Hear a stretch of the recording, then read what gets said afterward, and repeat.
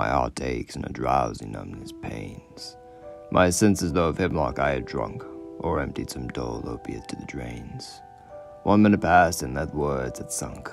'Tis not through envy of thy happy lot, but being too happy in thine happiness, that thou light-winged die-rat of the trees in some melodious plot of beeching green and shadows numberless, sing us of summer in full-throated ease.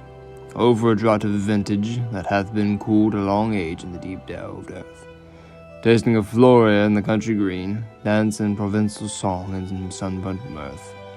Over a beaker full of the warm south, full of the true, the blushful hippocrene, with beaded bubbles winking at the brim and purple-stained mouth, that I might drink and leave in the world unseen, and with thee fade away into the forest dim.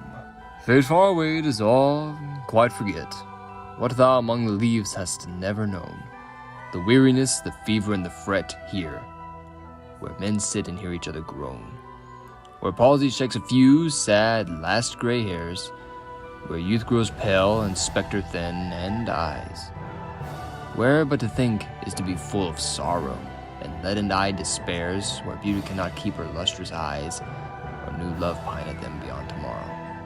Away, away, for I will fly to thee, not charioted by Bacchus and his pards, but on the viewless wings of poesy. Though the dull brain perplexes and retards, already with thee, tender is the night, and happily the queen moon is on her throne, clustered around all her starry face, but here there is no light, save what from heaven is what the breeze has blown.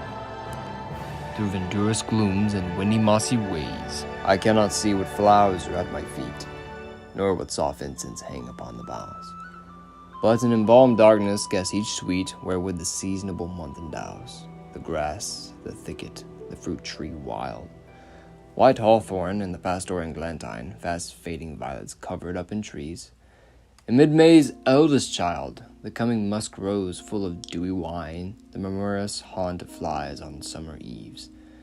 Darkling I listened, and for many a time I have been half in love with easeful death, called him soft names in many a mused rhyme, to take into the air my quiet breath. Now more than ever seems it rich to die, to seize upon the midnight with no pain, while thou art pouring forth thy soul abroad in such an ecstasy. Still wouldst thou sing, and I have ears in vain, to thy high requiem become a sod. Thou wast not born for death, immortal bird. No hungry generations tread thee down. The voice I hear this passing night was heard in ancient days by emperor and clown. Perhaps the selfsame song that found a path through the sad heart of Ruth, when, sick for home, she stood in tears amid the alien corn. The same that oft times hath charmed magic casements, opening on the foam of perilous seas and fairy lands forlorn. Forlorn, the very word is like a bell to toll me back from thee to my soul self. Adieu, the fancy cannot cheat so well, and she is famed to do, deceiving elf. Adieu, adieu, thy plaintive anthem fades, past the near meadows over the still stream, up the hillside, and now 'tis buried deep. The next valley glades, was it a vision or a waking dream? Fled is that music.